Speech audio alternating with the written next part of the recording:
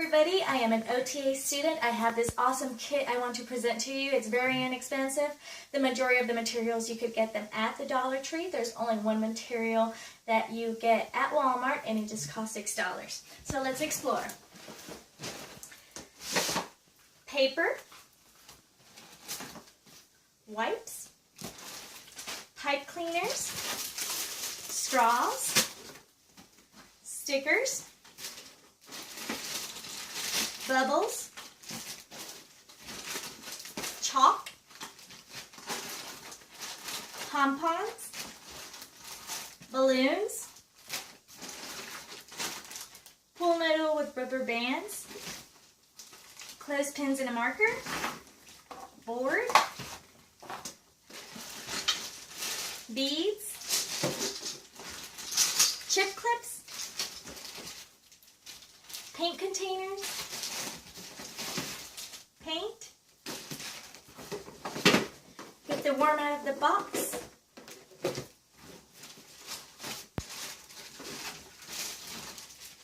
clothespins, Play-Doh, scissors, and a plant pad. To start off, if you have a child that has Erb's palsy or has difficulty with an entire limb, it is very important to start with the proximal part of the body. In this case, if the child has Erb's palsy, start with the shoulder and then move distally. Then we would continue with the elbow, then with the wrist, and finally with the hand. So one thing I think that is very important to have is before you start your activity, have the child engaged. Get them to that optimal level of arousal. So I find that with a lot of children, bubbles takes them to that optimal level of arousal. By you just blowing this, the child feels engaged in an activity, starts going, popping, and not only gets them active for you to start your activity, it also works on the range of motion you're going to need on your shoulders. So by them moving their shoulders to pop these bubbles, you are working on reaching in basically all planes, because you could just blow the bubbles in different planes and the child is popping them. So you're getting that full range of motion there. Another activity you could use to get that full range of motion would be balloons. So by simply blowing up a balloon and telling the child to play volleyball, you're getting that full range of motion as well. Another activity that you can use for your shoulder to get the shoulder strength would be this plank pad. Now, the way you could position it is like, you could come up with several activities you can use, but I was thinking that you could just simply put it on their tummy and their chest, lay them on the ground, and make them move their whole body with their hands. So they're putting that weight bearing there. What you can do is engage them to, like, let's say, reach targets. So you could place stickers around the furniture and tell them, okay, go touch those targets.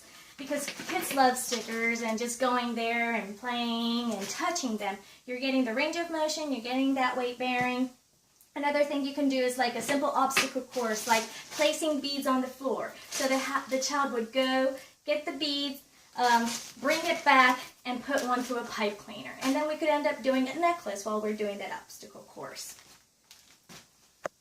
With the activities that I mentioned before that were popping the bubbles, playing volleyball with the balloons, moving around with the plant pad, those activities also are working with the elbow.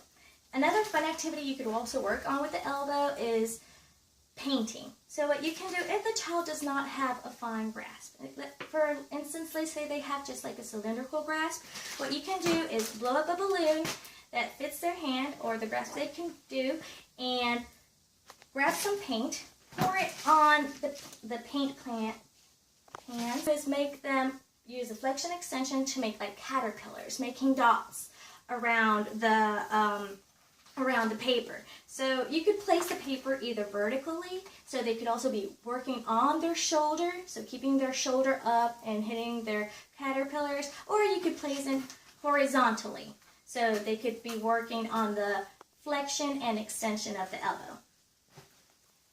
Some simple activities to work on your wrist and your hand are, for example, the pool noodle and the rubber bands. So all these rubber bands have different sizes. The bigger the rubber band and the thinner, the easier it is. So to start off with a child that doesn't have a lot of strength on their fingers or the hand, is just placing a rubber band around the pool noodle. As the child gains strength, you could just decrease the size of the rubber band and the thickness. The ones that are the strongest ones here are the tan ones. So you could grade this activity up or down by the size, or also adding more rubber bands. So for instance, if the child has a better grip, okay, so what we want to do, better strength, what we want to do is get like several tan rubber bands and put the several tan rubber bands around the pool noodle. So that is how you grade the activity up or down. Another thing you can use for your hand would be Play-Doh. Now with Play-Doh, I would suggest to give each child a piece of Play-Doh and not reuse it for other children, just to not have very contaminated supplies. So with Play-Doh, simply just like moving it around in the hand, using your in-hand manipulation, putting all fingers on it. You could just simply pat it down on the floor, getting like index isolation and making letters on the Play-Doh, making little figures, little balls, little snowmans would be an activity. Another activity that I find very interesting too is working with chalk. So if you put a child to work like on the sidewalk, they're using also, to draw on the sidewalk, they're using also their shoulders, having that range of motion. Also, chalk is really interesting because it has a different texture, so they get the feel for different textures. And they're still weight bearing on their other hand, and so they're using their shoulders, they're using their elbows, and they're having kind of a thick tripod grasp, or they could use a cylindrical grasp. The worms out of the box. So basically all this is just some of these cut into pieces and just like placed like in squiggly lines, and we have just paper cut in squiggly lines. So what they have to do is that they have to search for the worms in this box, take them out. So this is working on figure ground, coordination, strength. Another thing you can do, besides just like getting the worms out and placing them in a cup or on the lid, you could also place the clothespins around this can. So this is also working on their finger strength, coordination. It works on a variety of skills mentioned before. Another activity that you can use, also picking up and using color discrimination, decision making, would be using these little chip clicks that are like Monster Life. I call it the Monster Mash. And just place a variety of pom-poms on the floor and just, for example, tell them to pick up all the green ones and place them in a pile. And then later on, all the orange ones. Or try to grab 2.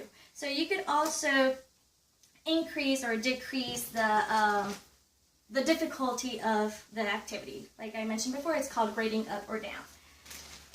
Another activity you could do is making necklaces or little bracelets, which would be using these beads and putting them in the pipe cleaners, using that eye-hand coordination. And when you finally want to get the child to write, as I mentioned before, you could get the board in several planes to keep working on your shoulder. But if the child still does not have that tripod fine grasp, what you can do is simply put a clothespin on it, and it's easier for them to start off grabbing like this, right? And then just make them, I don't know, draw a little man stick. And then afterwards it has its eraser, and then just erase it. After they get the feel for it, for that tripod grasp, you could just take off the clothespin and then just make them draw. Another activity you could work on is with scissoring is, for example, getting these straws, taking them out, and cutting them into little pieces. You could get different color straws to make the child work on patterns, also to put in the pipe cleaners. So they could also make, like I mentioned before, pretty bracelets or necklaces, making them follow the pattern. And this has, again, discrimination of colors, eye-hand coordination. There are just so many skills and so many activities you could come up. These are just a few, but your creativity could just go way beyond. Something very important is to maintain all your appliances and equipment clean, especially if you're working with other children. So it is very handy to have these wipes in your bag. So every time you use up something that is not for them to keep, you could just get out a wipe and just clean it off. I promise it works. This was just acting a little bit stubborn. So these are, like I mentioned before, just some simple activities that you could just use with these few supplies. Very inexpensive. As I said, the majority you just get them straight off the Dollar Tree. I got them all off the Dollar Tree except the plant pad. And I hope you enjoyed this kit, and I would love you to buy it. I'm only selling it for $30.